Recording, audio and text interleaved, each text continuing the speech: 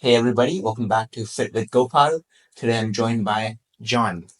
How's it going, guys? Good to be here. Good to be with you. Yeah, nice to see you finally. I think the last time I saw you was like a month ago. At Finance. Yeah, Yeah. exactly. It was How good. did you like that? Oh, it was great. Yeah, I think they put on such a good event. The TED seatings, the hype, like the equipment, the warm up room, yeah, all like in terms of the lifters, the competitions I've seen around the world.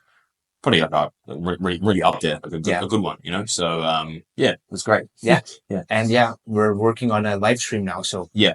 Oprah was saying the other day that it was on the weekend you were in there. Yeah. so hopefully that goes well. And then Yeah. I think New Zealand also has a live stream, right? Yeah, for the majority of comps, there's a couple of like smaller comps where like you're in a gym that doesn't have good Wi-Fi, you can't Yeah. really do it, you know. But for the majority of comps, Yeah. and then it's really good quality. So yeah, it'll be Thai powerlifting next, right? Yeah, of course. And then I think more people can watch. And I think brings people in. yeah, exactly. So let's start with, could you introduce yourself? So I'm John Strachan. I've been I'm a full-time powerlifting coach. Mm-hmm. I've been part of the NZPF as a full-time member since 2002, so however many years that is. 23. 23 years, yeah. So I've been lifting for 23 years and been coaching since 2013, 12 years, half that time, I guess. And I'm a assistant New Zealand coach. Obviously Jason is like head coach most of the time, but I'm happy with the assistant role. There's a lot of work in the head coach role that I don't want. So yeah, that's basically me. I'm a lifter as well, actually, yeah, as I say. So going to Worlds this year to compete, probably in the B flight in 74s, but that's okay. Yeah. I mean, going to Worlds in itself is like an amazing achievement. Right? It is. Yeah. It's cool, yeah. And like, because I'm a bit older now, 37, getting towards the end of that open run. Yeah. Like, probably my last open Worlds, I imagine. Maybe not 100%, but what about next year? We'll see. Like, it depends who in the 74s are there. Like, there's a lot of really good lifters coming through, you know? Yeah. And, I mean, if I qualify, I'll probably apply, you know? Yeah. Why not? But, I don't know. I also got to balance my coaching commitments, which are important to me too. Yeah. So, and sometimes when I'm competing heavily, like being more serious about it, it can be hard to balance coaching, which is also really important to me. So I don't want my clients to lose out because I'm doing too much, you know? Yeah. So yeah, it's a hard balance. So you're like 2.5, 3 months out now? Yeah, would be that, wouldn't it? Yeah. What is this? It's May. No, about 2.5 June. months. Yeah, 2.5 months. So yeah. How's training going? It's good. I think I finished my intro block pretty well. Got did like 220 for 3 in the squat. Like was like what did I do in the bench? 145 for 3 and then 260 for 3 in the deadlift. Yeah. It's pretty good. And they're all pretty sub maximal. So to just move that on hopefully. Yeah. I just want a total 700, you know, that's my like goal, you know. So anything above that is just a bonus, to be honest. Yeah. So yeah, it's going well. So do you think when you do move up to masters, I think it's in the next 3 years, right? It's 40 and up. Do you think then you can like compete and be competitive against those? I think so. I think that class is also getting like M1s is also like all the classes, right? Mm-hmm. They're also getting more competitive. So I imagine by the time I get there, it will be a lot harder to win, you know, with the total I have. But I mean, I'll be more competitive there for sure, obviously. So and that'll be good. I mean, I think that will be a nice goal is to try and hit the podium as not necessarily win it, but just stand on the podium as like a M1. That would be a nice little background goal for me, you know. Yeah. So yeah, that's what I think I'll go for. Yeah. Pretty close. What's the winning total in M1 now? I think it's in and around that's like lower 700 mark. Okay. I'll have to look again. I think I looked a few years ago, and at that point it was like maybe later sixes, like 680s. Around about that, maybe. I might be a few kilos off there. And now it's risen up to maybe early sevens, I think. I'd have to go back and look. So if I can get to that 700 and sort of maintain around there, maybe improve very slowly, because it's going to be very slowly at this point. Then I've got a good chance, I think, you know. So yeah. Yeah. And do you think like in the next 3 years, do you think that could possibly be 800? Well, I mean, yeah, there is a good, like, well, there's a couple of lifters now that are lifting open. One guy who's like Joshua Wright, Yes. and you know him, Yes. right? From Germany. Euros. Yeah. He, I think, is born 86. I'm pretty sure. I could be wrong there. I think he's 36. Yeah. Yeah. 30 something. Oh yeah, I thought his birth year might have been 86. I think he's similar age to me, Yeah. maybe like so.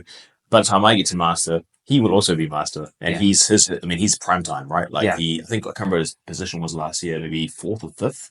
I'm not sure, but Yeah. recently at Euros, he gave Shell a battle. Yeah. So, Well, there we go. So there we go, and that's he'll be the guy if he decides to lift, Yeah. because he's still the number one guy in Germany, right? So like Yes. he's going to be like even when he's 41, 42, he's probably still going to be lifting opens, but he could do both, I guess. Yeah. He could go opens and then go to masters, you know. So, yeah, I imagine he'll be a big roadblock, especially if he decides to say 74s, I guess, you know. yeah. And there'll be a few others, I'm sure, as well, right? You know, so that's why I think you are correct in thinking that it could be like, well, you know, at least a mid to late, like mid 700s to late, like to 800s by that point, you know. Yeah. I don't think that's unreasonable to think. But hopefully third place is like around my total. Like 700, 720. Yeah. Hopefully we'll see. Yeah. But you never know. I mean, maybe in 3 years, the masters class blows up and then there's like 10 times more competitors. Exactly. I wouldn't be surprised because that's how it's, as I said, that's how it's been going through, like, you know, sub juniors, juniors, obviously opens has always been like that, but like, yeah, now M1s and even M2s to a degree, like, really just like taken off basically, right? Yeah. So, which is great to see. Yes. You know, but yeah. Yeah. And also like the juniors and sub juniors in the 74 class, they're insane. Oh, insane. I mean, Elliot Sykes. Yeah, I was a malicious list, but yeah, Elliot Sykes, yeah, he's like, what, like basically 800 now, right? Yeah. And he's a sub junior beating junior records. Yeah. That Austin Perkins had. Yeah, exactly. And I think that's why Austin called him out as like he's going to be like the guy to watch. Yeah. You know, so like, and he is. I mean, look at him. Like, wow, he's incredible. You know. Yeah. And that's the future. You know, so we see these guys now. Like Austin Perkins is a good example. Like he's just like so far ahead, and you know, it's hard to imagine someone being better than him. Yeah. But then you look at Alex Sykes and you're like, well, there he is. Yeah. There's the guy already, you know? Yeah. You know, which is wild. And just this morning, I saw Jack Reynolds. I'm not sure if you're familiar. Yeah. He's in 93, I believe. Yeah. And he's totaling like 885 in the gym, which is like, okay, it's in the gym, but he's still 17. You still have to do it, you know, like, I mean, like it's, even if the standards aren't perfect. Even if he gets 850. Yeah, well, exactly. Yeah. As 17, it's like just ridiculous. Yeah. It's great. Yeah. But then you've been in powerlifting for a long time. Like I think you've been lifting since you were 18, 19? 14, yeah. 14, yeah. So a lot of these lifters who are pretty strong, you see a lot of burnout with them. You do. Yeah. I guess that's one thing I've seen over my 23 years is like a lot of turnover. Like, so you see a lot of really talented lifters, like incredibly talented lifters, naturally really strong. And they just put a lot of pressure on themselves, right? Yeah. And burn out, you know, and because, you know, you go from that phase where you're like, you know, you go through your novice gains phase where they come really easily. Yeah. And then you reach that point where you're like, you know, early intermediate, and then like things really slow down, injuries might happen. And you start to like really question like the amount of time you're putting into the sport for like the limited gains you start to get. Yeah. And I think that's when people just like, it's basically the sport, basically. I see it so many times. I think I've seen in my 23 years, probably 7 or 8 different generations of lifters come and go, you know, even from our gym, you know, just like there's hardly anybody left from that day one in 2014 when we opened to now, 11 years later. There's a couple, but there's like only a small handful of the lifters are around in 2014. They're still there now. There's just so much turnover, burnout. Yeah. You know? But do you think that is because powerlifting isn't really, there is no glory in powerlifting? Yeah, I think there's a lot, exactly. Yeah. I think there's not a lot of recognition. Yeah. There's more so now because of social media, but there's not much recognition. There's not much glory in terms of maybe you might like associate that with like monetary gain. Yes. So there's not much of that unless you're going to Sheffield and you're winning. You know, like Agatha is a good example of like doing very well out of Sheffield, and actually other professional comps. And yeah, there's not much in terms of from your government, from your like your media back home. Again, Evie's a good example of this. Like she's barely in the media at all. Even though wow. she's a multi-time world champion, she's a Sheffield champion, 3 times going to Sheffield. Like, you wouldn't know as a typical Kiwi who she is. You know if you're a powerlifting, but you wouldn't know her outside of that. Oh, wow. She's even a Hellberg nominee, which is like our sports award. And again, no one would know who she is, which is sad, because she's so good. But that's I think when those hard times start to happen, as you're saying, like burnout, and there's obviously no glory, then again, I guess it would be easy to think, what's the point? Exactly. Yeah. Why am I like busting my, like working real hard, training real hard, potentially facing injuries, aches and pains, hours and hours in the gym, and I'm not getting much out of it anymore. Like, no one recognizes me. Like, why am I doing this? So I think that's where the burnout comes from. I'm not earning any money from it. And I think that why it comes back to your goals on day one, or your values on day one. Your day one values have to be, why am I doing this? And it has to be for yourself. If it's for any other reason, like I want to beat this record, I want to beat this person, I want to be national champion, I want to earn money, which is unlikely. I want to, all these sort of things. Like, that's all external. Those things can be taken away from you really, really quickly. A good example: if you're 74 and Alex comes along, all of a sudden winning worlds. If you're close, because before him the total was way lower. So if you're close, all of a sudden that's gone. That goal is gone now. So if you're doing it for external reasons, then they can easily be taken away from you. You have to do it for yourself. And that's how I've always done it. I don't really care how strong I am, because I love the process. It's for me. I just want to be stronger than I was yesterday or a month ago. I'm my own ghost that I'm chasing, whereas I don't really care what anybody else is doing, and I think that's why I've been able to stay around for the sport for a long time. And I think that's why you see burnout, is because people are just not doing it for the right reasons. Like, they're looking for the glory, they're looking for things that are outside of themselves. And again, all of those things can be taken away so easily.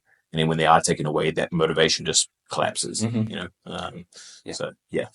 Could it be so for me, as an example, when I first started powerlifting, I just did it for fun. But now, as I've progressed, I feel like, okay, I do want to compete internationally. I do want a national record. And those are motivations or motivators, but it's not the sole motivation. Yeah, right? Exactly. I think, actually, that's a good way of putting it. I think for short term, like those things I talked about, the short term things, or those external goals, they should be attached to short term. They should be short term things. They should be they shouldn't be the sole focus. Like, they might get you through a cycle, or get you through a block of training to get to a comp or get to a certain goal. But they got to be just that short term motivators. They can't be your sole motivator. And I think for a lot of people, those things are their sole motivator. And that's again, when that is your sole motivator, if it doesn't come from within, for you, and you're not doing it for yourself, then it's really easy to be burnt out, leave the sport, become disillusioned, right? Because you're like, it's all of a sudden I was so close, now I'm so far. And what do you do about that? If you're not doing it for yourself, it will be enough for you to leave the sport. So I think that solves burnout, I think. And I've talked to people who have burnt out from the sport, and there was a guy who told me, whenever I hit a PR, it's building up to the PR, I might be like, okay, it's a PR, but then as soon as I hit it, I feel emptiness. There is okay, what next? What next? Yeah, that can be hard. So it comes down to I guess, good goal setting, right? So you can achieve that goal, and you've got basically a flow chart of what the goals you want to achieve, and there's all the steps along the way. Because then then you can hit the goal, and then you know what the sort of next one is, and you can start working on it. I think when you don't have a goal past a certain weight that you want to hit, that's when it can be a bit rough. And that's just good goal setting, right? Which is part of not burning out, is having a really good set of goals you want to hit. And again, I mean, that might go in that might be against what I just said of going for records and stuff. But again, those goals should be not necessarily connected to records. They should be connected to your own progress. Your own line of progress, not hitting a record, so, Yeah. if you might want to squat 200, and that's like, you might be at 160, like that 200 may not be a record, but, you want to have like your next goal of maybe 175, getting 3 reps on the bar. Yeah. Then you get, you just took it in 182.5, which is like about 400 pounds, Yeah. like these sort of goals, like Yes. they're like pretty close together, but you can, you can put them close together and start ticking them off. And I think that helps you not have that, like emptiness, basically. emptiness, because that can happen after that can happen. I think it's even worse after comp sometimes. Yeah. Because you do a comp, and especially whether it goes well or not, both ways. It goes back poorly, then you're upset because it went poorly. It goes well, then you're like, what's next? Yeah. So it's hard. That's a tough thing to deal with. Yeah. Whenever I feel like that, it's like I always tell myself, what else would I be rather doing? Like, honestly, there's really nothing else. And for me, that's been my mindset since day one. Like, even when I just started going to the gym, it's like, okay, I could skip the gym, but then what else would I be doing? What else would I be doing? Yeah. I mean, and even I've gone through times being through it, doing it for so long, as you can imagine, like where like I've been like, oh man, I'm disillusioned with powerlifting. I just don't want to do it anymore. And I've tried other things, temporarily, like bodybuilding training. Didn't like it. Same. Didn't like it. It's quite hard. Bodybuilding is quite hard. It's like you're pushing muscle groups to failure. It's like painful. Like, and like, I don't know if I like training now. And I think a lot of people are like, oh, I'm going to go to bodybuilding is a very common thing with powerlifters. I'm going to do bodybuilding. I think they do that. They don't realize how hard. I mean, I think what they're really saying is like, I don't want to do powerlifting anymore. I want to keep training, but I don't want to do powerlifting anymore. That's what they're really saying. They're not saying they're actually going to do bodybuilding, but actually training bodybuilding is really, really hard. So I don't like that so much. I tried running.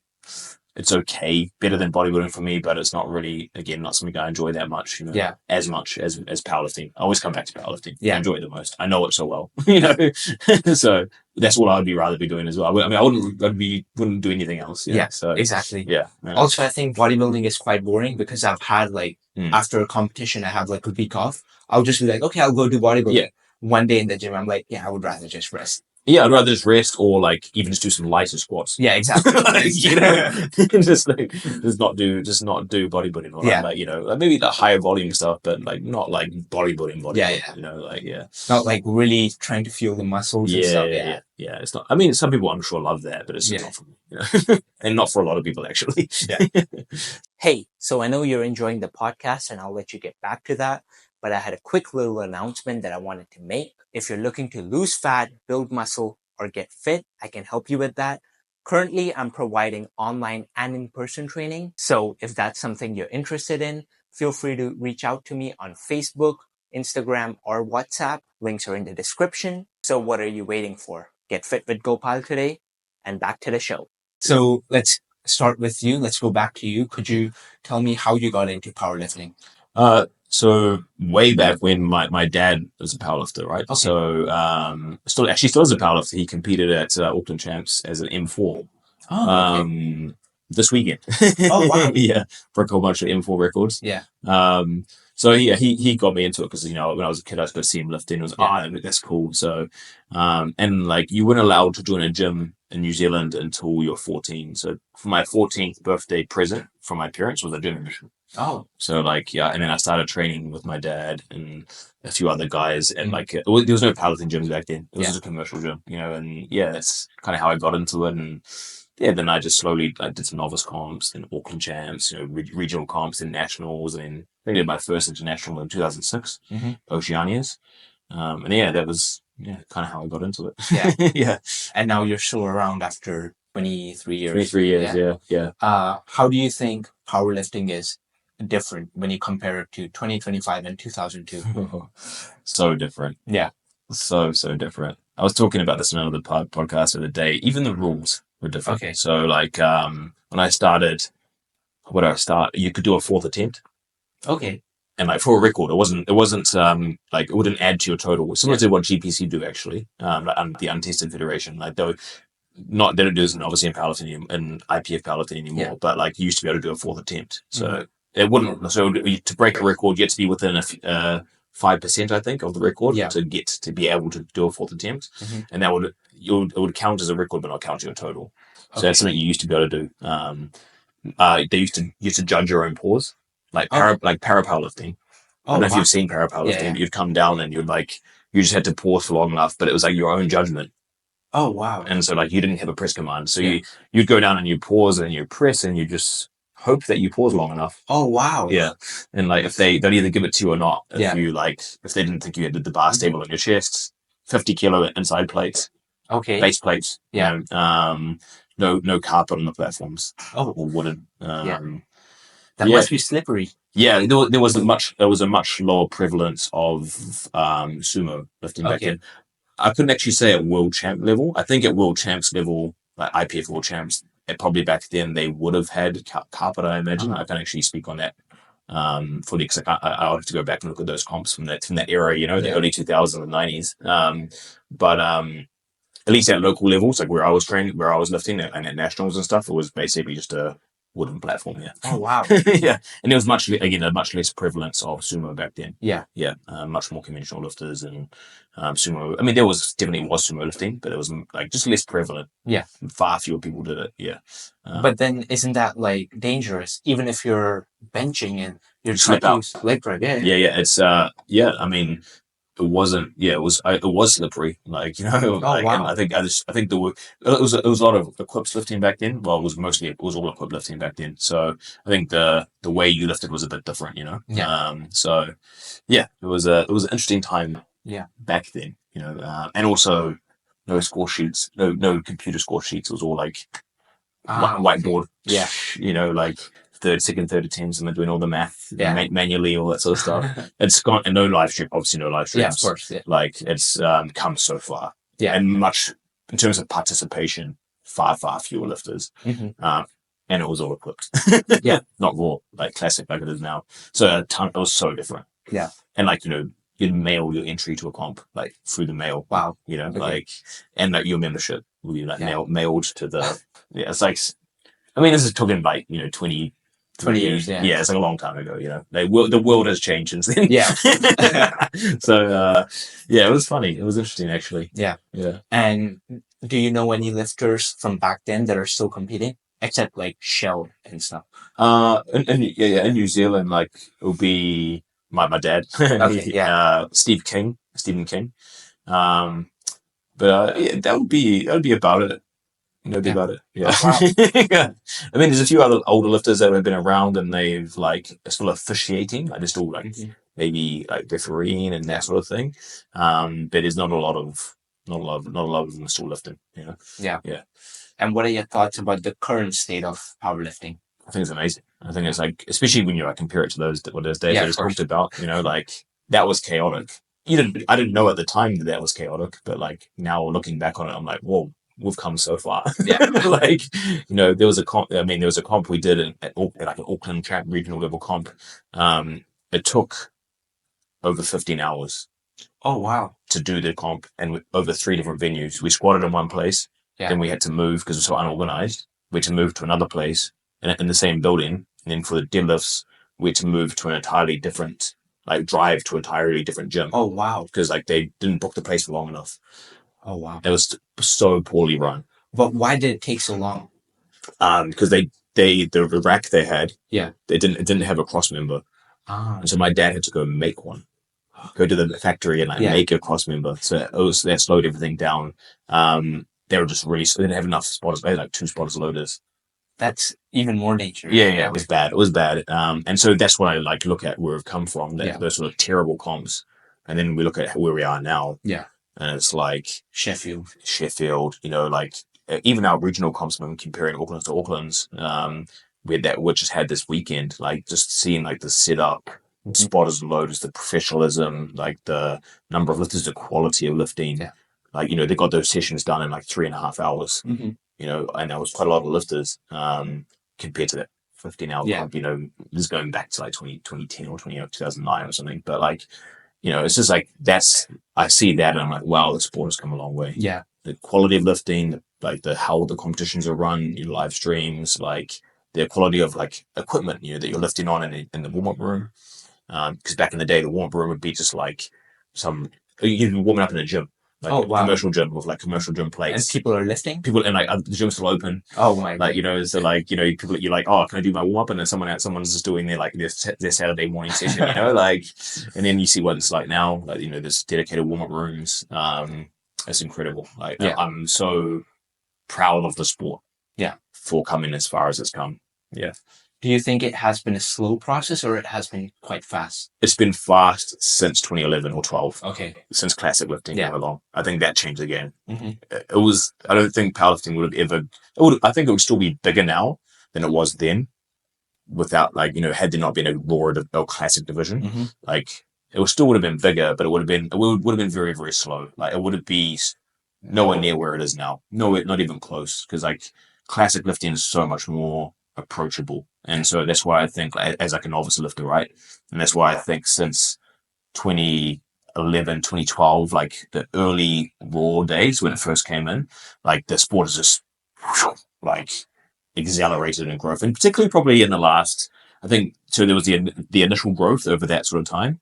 And then there's the social media growth that followed that. So that's like another shot in the arm, you know, to like boost it even more. So it's seen, I think, and so maybe since like 2015, 2016, 2017, or over those years, that's when like social media, I guess, became more prevalent, like especially Instagram and like TikTok, I guess. And then since that time, so I had that sort of growth from 2011 to 2016, 17, and then had an even bigger growth from then from social media, you know? So yeah, it's been great. It's been cool, you know? I think I don't know if it can grow any faster, but it probably will.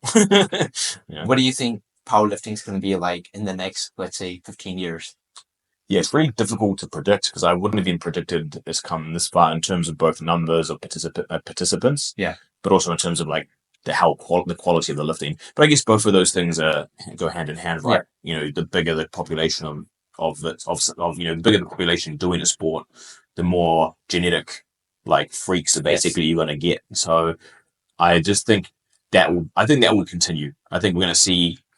Looking at my class, because it's something I'm very interested in, 74s, I think we're going to see like 900 totals. Oh. You know, like soon. Yeah. Maybe not even in the 15 years. It's really hard to imagine 1,000 kilo total as like a 74, because it's like, that's right now, that's such a huge total, even as like a super heavy, right? You know? Even as a 120. Yeah, even as a 120, you know, like, so, but like, if it's already at like 850 now, or getting there, like, you got, you know, like Elliott Sykes coming through and maybe a bigger population, like, maybe it will be 1,000.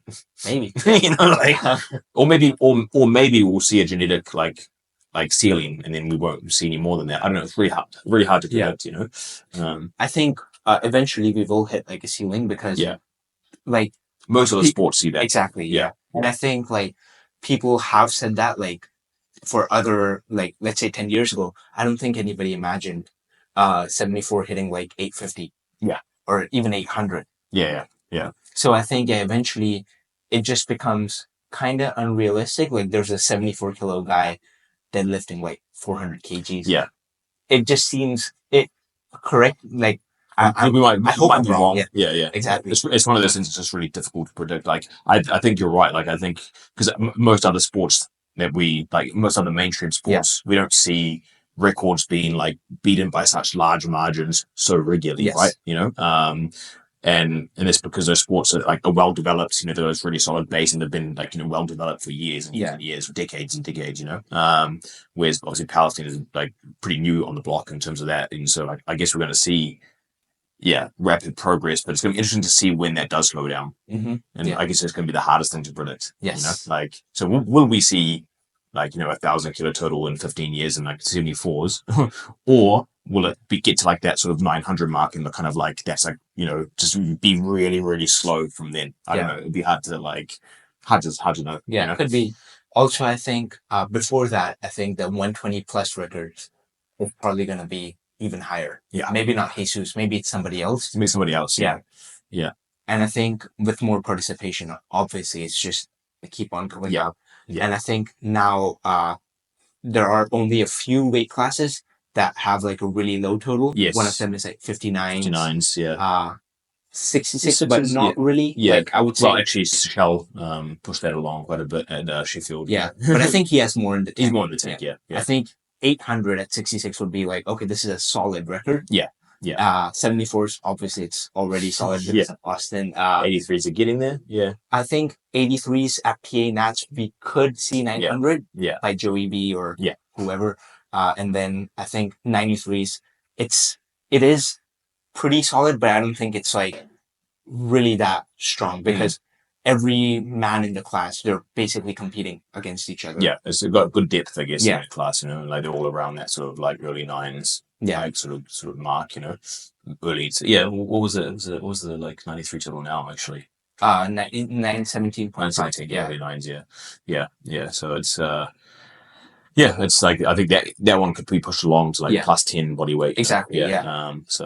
And I think all of those people in that weight class, like I think it's like 6 people who can get 930 easily. Yes. Yeah.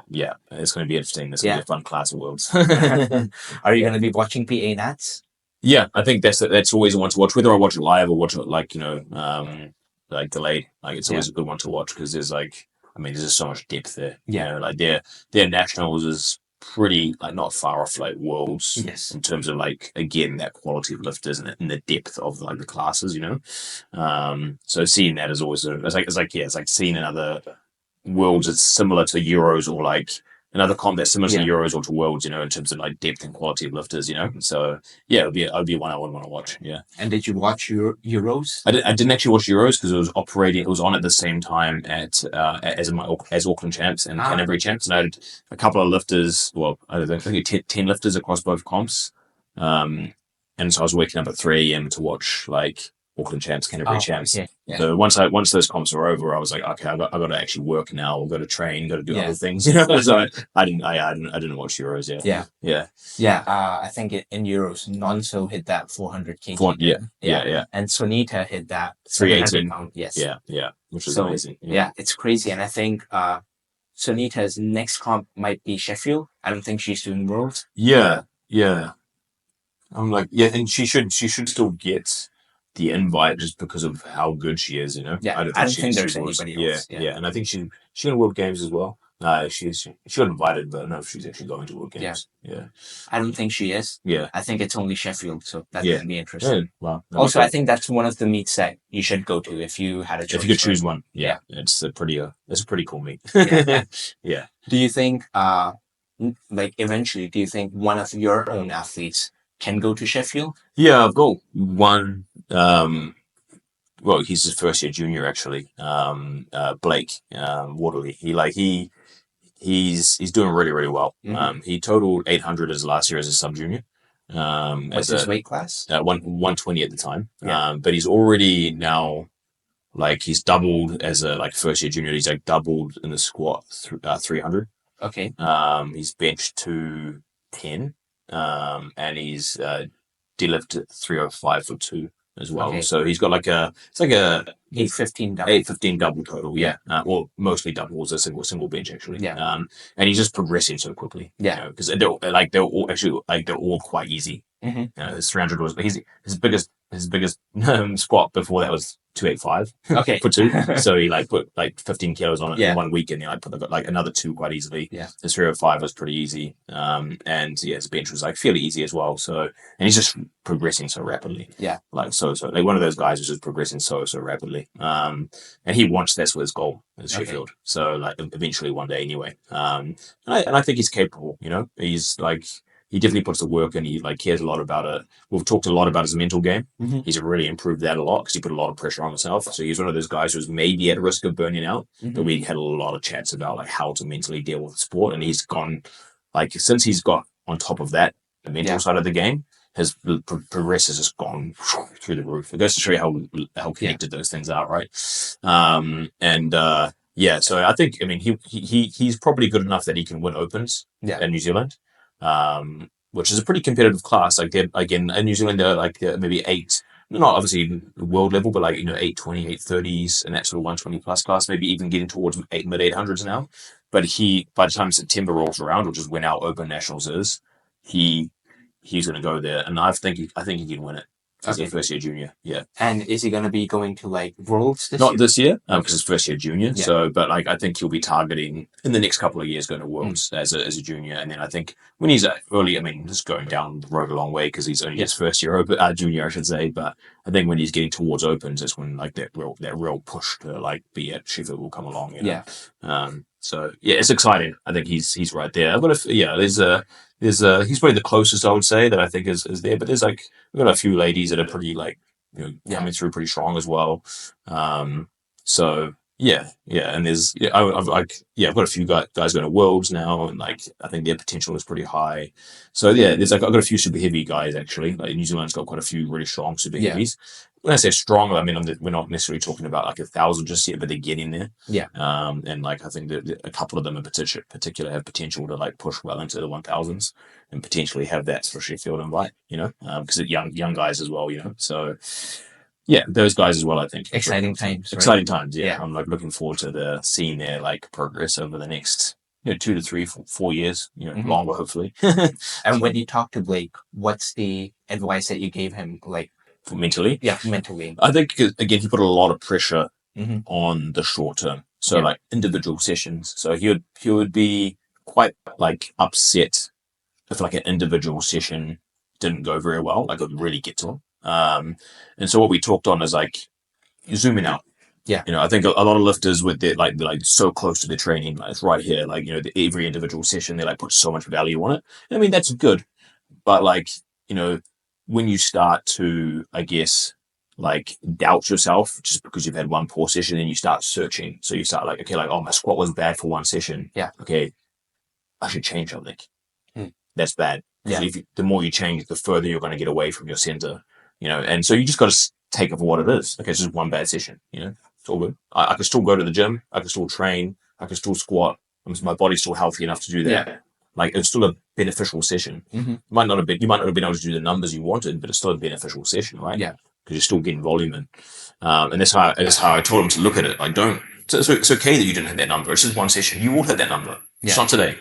And so I told him to like just zoom out and like just think about the bigger picture, the longer time frame. Go back in time and remember like what he was doing even like 2 months ago compared to what he's doing now and how much progress he's made in that time. It's not going to be like that forever. Like and it's going to be times where you have to go backwards to go forwards, and that's okay. Like, you've got to embrace that. And I think that's really how he's really zooming out. Taking a wider picture. Looking at it as looking at more of like a larger time frame rather than just 1 week or even a month in your training is really, really valuable. Because it gives you way more context in terms of like your progress. So we really worked on like long term view. Not getting stuck in the short term and also putting bad sessions behind you. Like seeing them as what they are. It's just a bad day, and it could be bad because of external stresses. Yeah. Poor sleep, poor nutrition, high stress, sickness, whatever, so you see them for what they are and just put them behind you, and it's fine. It's okay. It doesn't mean that you're going backwards. It doesn't mean that you're not going to get your goals, so we talked about that as well, just looking at it very just, long term and, noticing when things externally are not right and how that can affect training. And he's done really, really well with like taking that on board and like utilizing that information and to his benefit actually. And I even made him do a mental breakdown for the week, like how he thought about the week. And so we go over that. Like he's like, I was a bit upset about my squat, but then I knew that like I had these other things going on, and it's really good to see his mind work that way. Yeah. He's like, he knows that like he can put reasonings why the sessions weren't good, whereas before he couldn't. Whereas now he can go, and he's like, it's like I had a bad session on the session, but I'll move on. It's all good. Like I can start to see his brain like start to change the way it works, and I'm like, yeah, it's really good. I love that, it's so good. So yeah, it's been great. That part of it's been really successful, and that's part of the thing I like about coaching is it's not just about the lifting, it's about how you the mental game as well, right? So it's really important. So yeah, that was really good. I think one of the main reasons why a lot of younger people feel like they need to hit every session as if they're competing is because of social media. Especially Russell or he. Yeah. I mean, I love the guy, but basically in every video he's like, whenever I go into the gym, it's like I'm competing. Which is an amazing thing, and you should do that. But I think a lot of younger people who might not know as well, they're like, oh no, this is my competition. If I don't get like that 300 kilo squat today, it's game over. Like that's it. It's it. Yeah. Which is like, I think, I mean, it's that really narrow view. Like when you're like that's all you can see is what's right in front of you. Like you can't see any context around it. I think that's very dangerous. Because again, like it diminishes, like because you got to chase things that aren't there. Yeah.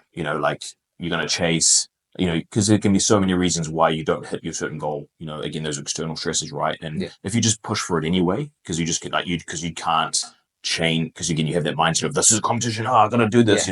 Like you're like it's not a beneficial thing. It's a very heavily negative thing because you're gonna go through, and like say you go for the 300 squat, right? Like, and you do your warm up and your 270 feels like rubbish. Like you won, it's like RP 8 already.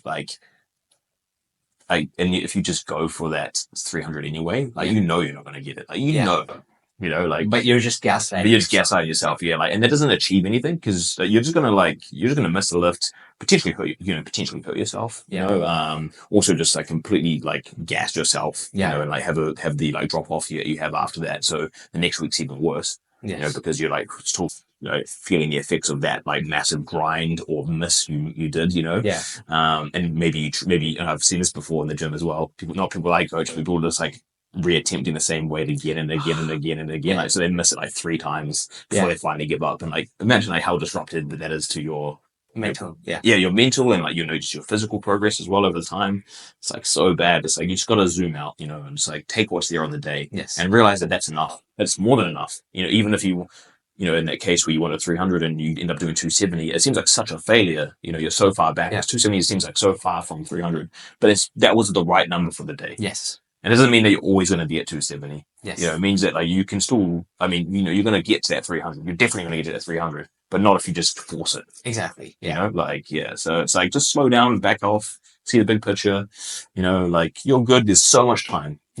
If you're young, especially, even if you're older, like for me, like I think I've got like lots of years left. But like if you're young, particularly, you've got so many years, years of doing this. Like there's no rush. If you rush it, you'll like it's like the tortoise versus the hare whole thing, right? Like if you rush it, you're gonna rush very quickly towards failure, and burnout, which is failure. If you come into the sport thinking I want to do these things and then you don't hit any of them because you burn out, you failed. So like don't fail in that way. That's what I believe in. And I think all the momentum that you've been building for like the last, let's say, 3 weeks, and it's week 4. That's all going to go down the drain if you're attempting 300 like 4 times. Yes, exactly. And it's just about accepting that, like, and this is the case for Evie. I mean, you talked to Evie, right? Like, and we saw an unfortunate case where, she had a pretty good prep, and then like on the day she had a bad day. Really unfortunate timing at Sheffield, right?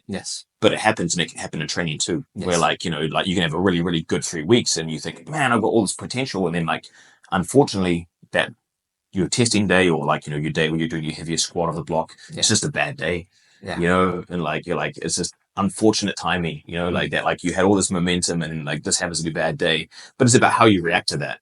So you like, rather than just be like, no, I'm going to do it anyway. Because I think a lot of people just do that, right? Like it's obvious in your warm-ups that it's not going to happen.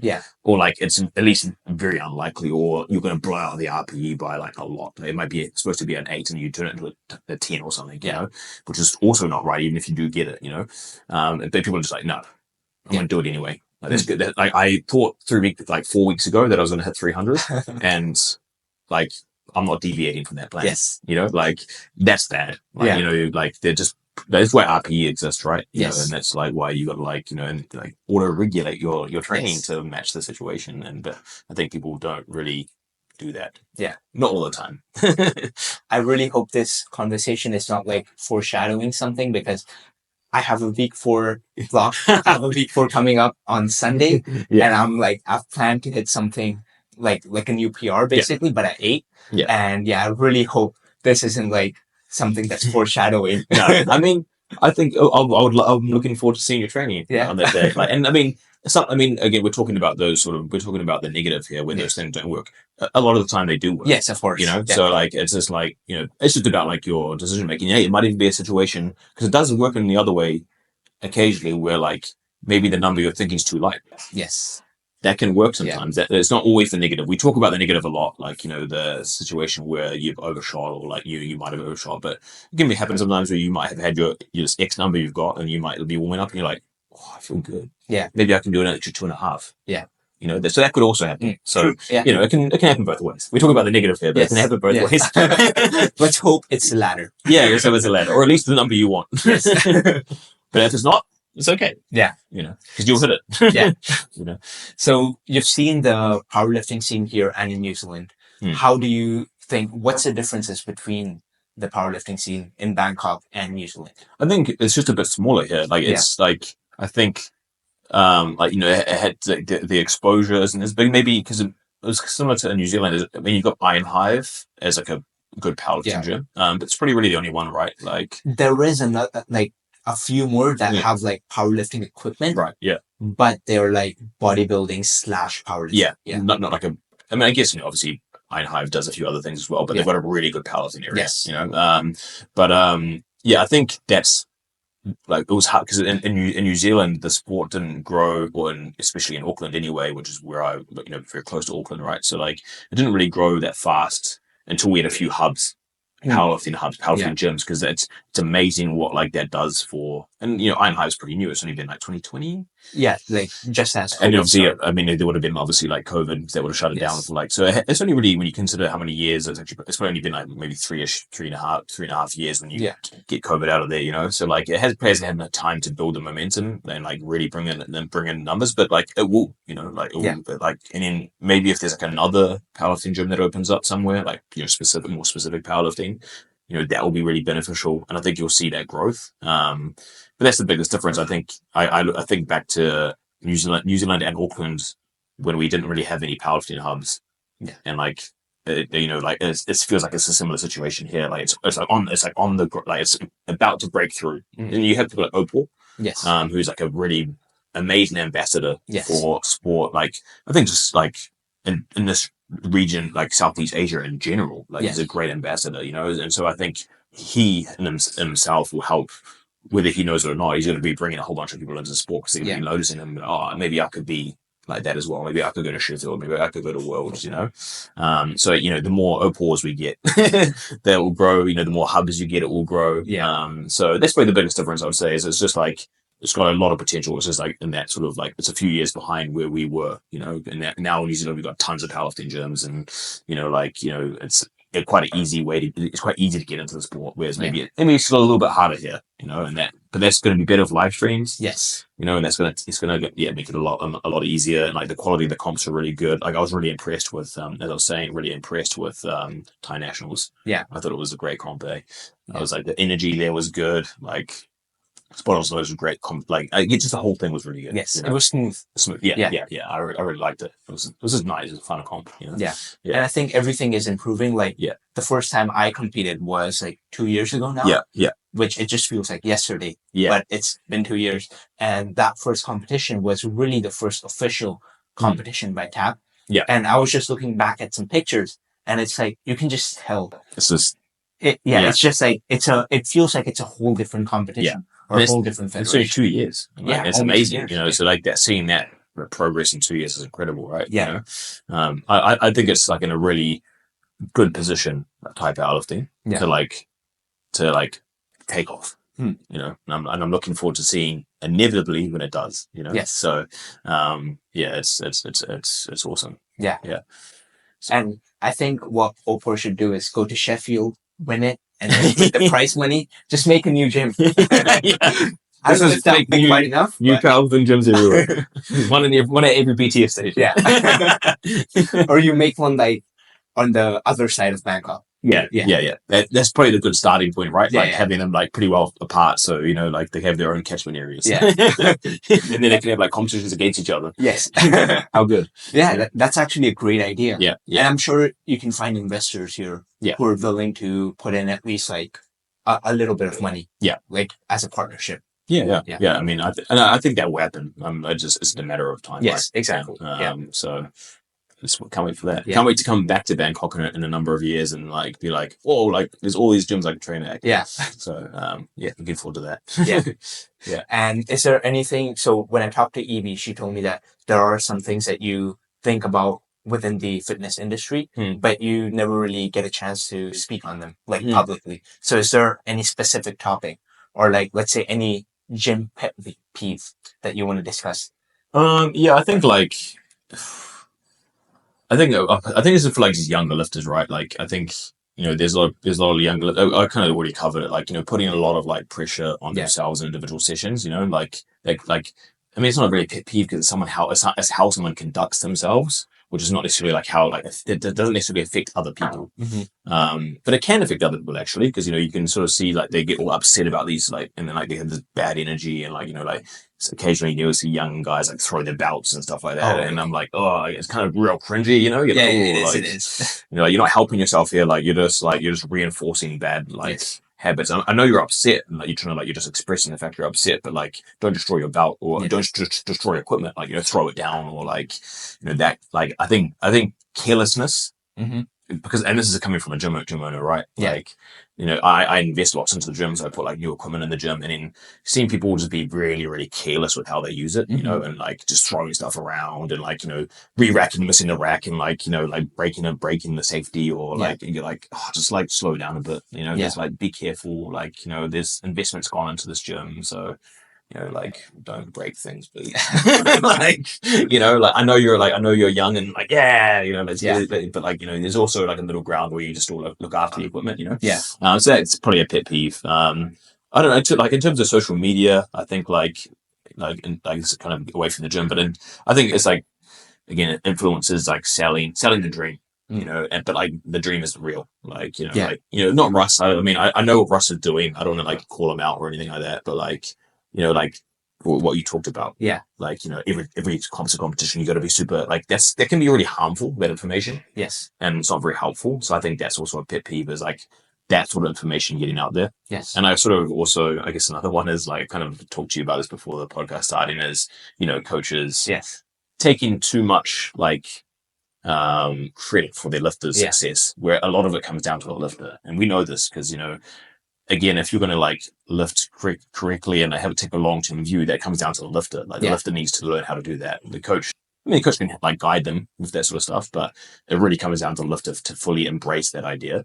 And like, so that lifter needs to take a lot of credit for that. Yeah. Coach can take some. I'm not saying they can't take any, but like saying, I was like, I got this guy to this point.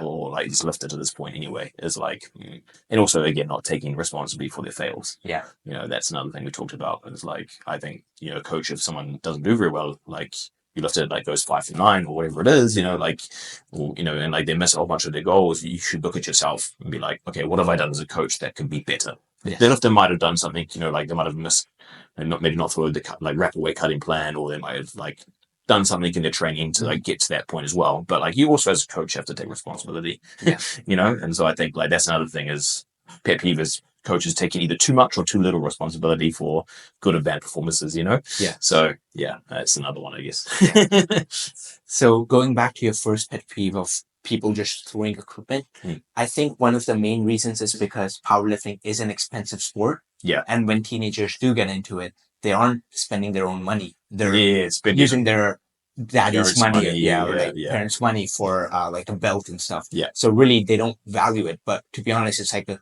$400 belt that you're just slamming on the floor. Yeah. And usually, what happens is, I've seen this countless times, is the belt buckle actually breaks. Yeah. And in order to replace that, it's like another $200 from SVD. Yeah. And yes, SPD might like this actually. Yes. They might like you. Look how Junior's been a bit, I guess, overzealous with their belts. There's a good income stream for them, but it's like, it's just a bit cringy, like it's, again, I get that you're like super passionate about it and that's great, but you can be super passionate about a sport and not like throw your toys. Yeah. At the same time, Yeah. But you do see a lot of that, and it's like, I don't know. Yeah. The next SBD ad is just like their athletes throwing the belt. Don't encourage them, man.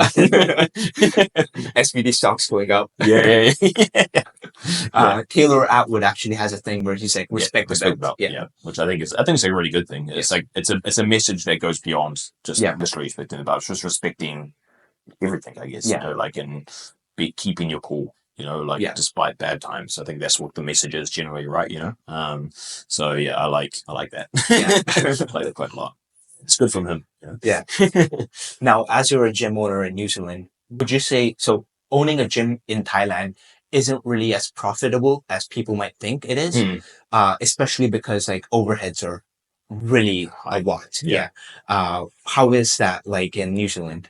I think it's still like, you know, with powerlifting gyms, there'll be very few in New Zealand that are doing it for commercial reasons. They're doing it to be like profitable, like or like for that as their sole purpose. Like I'm gonna make it like if your day one as a powerlifting gym owner is to be like, I'm gonna make money after this. I'm sorry to say it's going to take a long time. You know, like you will eventually, but like I'm not saying that you should be making a loss and you should be like paying out of your own pocket to keep the gym open, you know, indefinitely. Like, but there might be a while where you do that. And like you might do PTs to like cover like the, you know, the cost of like the rent and stuff like that, you know. The general population of powerlifting is growing, but it's still generally small, like overall, you know. So it's hard to make money as like so I think if you're going to create a gym, like it's a really community thing. Like, and I mean, and again, as a powerlifting coach, like myself, right? Like, as I was saying, it's like, you know, like it's a good stream of like leads for you, for your business, like for your maybe business that's maybe separate to your gym. So like you might have your gym business and then you have like leads and like coaching leads, right? So again, it can still be a good thing. Like the gym itself might be just breaking even, but then you as the owner might be making money as a coach from those leads. So like, you know, there's other reasons than just like having like the gym making money. Again, I'm not saying that it like they always don't make money or they only make a very small amount of money. I'm sure there's potential for them to make a lot of money or an okay amount of money at least. But I think it's generally going to be a bit harder with powerlifting gyms. And if your goal is coming into it to make money, like then I don't know, you might get a bit of a rude awakening, I guess, you know, when it doesn't happen like that.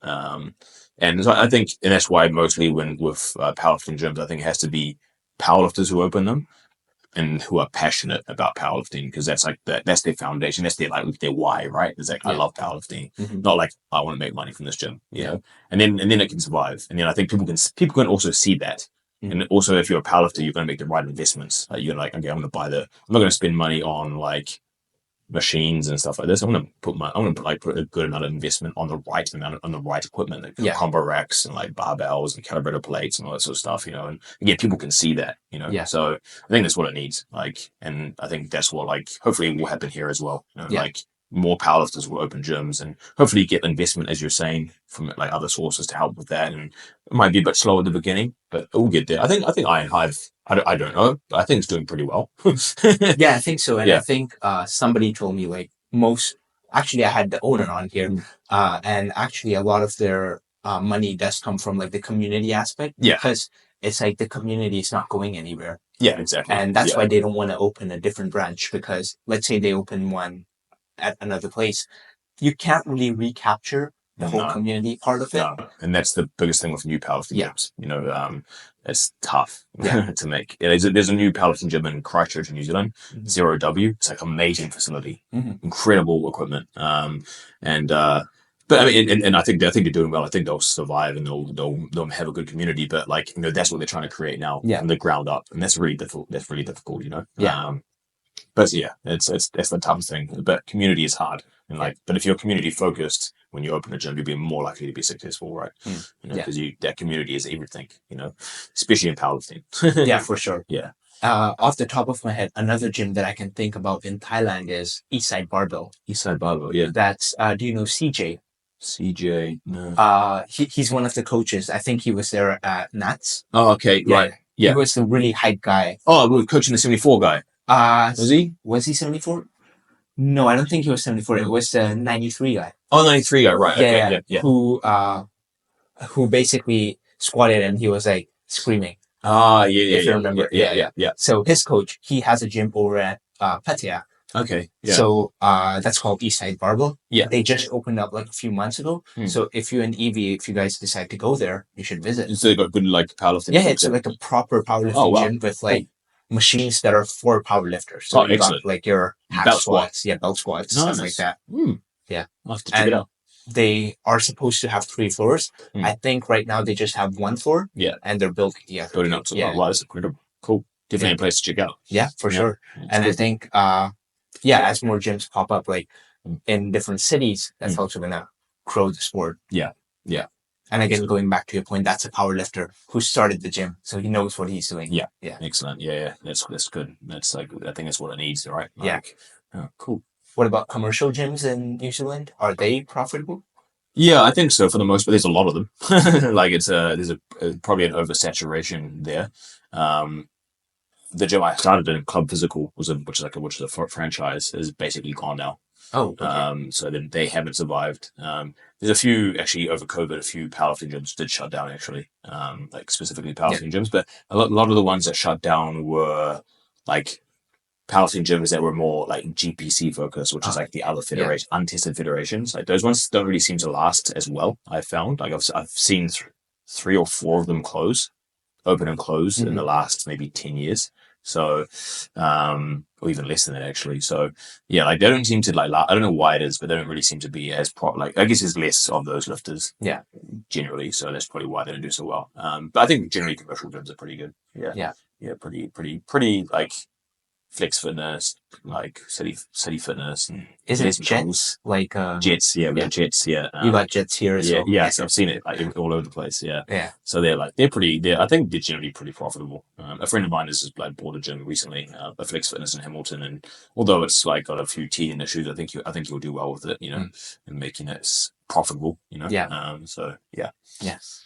All right. So before we wrap this up, do you have any future plans? And I know you said you're going to do worlds, but what other than worlds do you have? Yeah. To be honest, my plans for my own lifting stop at that point. Okay. Like not as I'm going to stop, but I haven't reset my goals, which is probably a thing I should do actually. It's what I've been like talking about is goal setting, and I haven't really set my goals past that. But I know I'm going to stay in the sport because I've been doing it for 23 years. It's unlikely I'm just going to be like, nah. Yeah, I'm done now. So I'll do something after that. But probably for a little while, I'll still definitely train, keep my coach Jason on. But I'm going to like probably just focus on like coaching for a bit. Again, I feel bad about like taking my focus away from them, my lifters, I get this pretty possessive, the lifters I coach, and like focusing it on myself. Yeah. I feel bad about doing that, and that's definitely what I'm doing to a degree for Worlds here. So I want to like put my focus back onto them. Yeah. And then like, just focus on that for a while. And so I guess that's my goal, is just to like, and I don't really have any goals in terms of coaching. I think it's just continue to provide the best service I can. I don't really do content creation because I don't really feel like I have time for it. Yeah. So that's why I'm happy to do these things, because it's like it gets adjacent to content creation for me, like getting that stuff out there. Yeah. Like I just want to focus on just like getting stuck into my work, and being a better coach, So that's my goal. Yeah. And do you have any advice for me regarding the podcast? What are some things that I can improve on? It can be anything. I think it's great. I think I've done 2 podcasts, like this one 2 days ago, and this one, and they're 2 different styles, because the other one was like fully at home online, I was doing it on my laptop, and this is obviously face to face. I think both are good. They're different, but both are good. So yeah, I think you've done a great job. Yeah, and you've asked some good questions as well. So thank you. This was a great conversation. And if you wanna if anybody watching wants to listen more from Jason, I think you have the Barbells and BS podcast coming out. Barbells and BS, yeah. I'm not sure when they'll be out, but it'll be. I think on Sunday. Sunday. So yeah. This one's probably gonna be out on Monday. Yeah. So that one should already be out. Okay. Yeah. Sweet. So you can watch that. So you can watch that one. We talk more about my hot take of coaches and stuff like that. Yeah. Responsibility.